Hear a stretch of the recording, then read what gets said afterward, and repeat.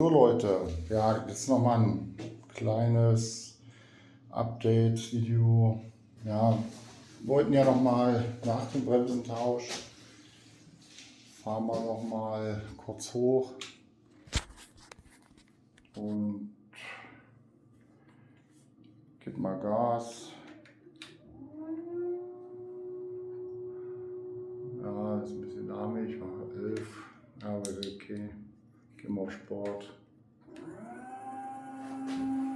So, ein bisschen rangezoomt.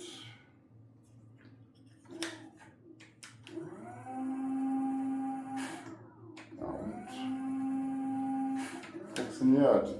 Also, das, gut, zurück. Das Quietschen ist weg. Ja, was ursprünglich mal war, das habe ich jetzt noch beseitigen können. Sieht ganz gut aus. Ja, mal gucken, ob es in der Praxis auch so bleibt. Alles klar, Leute.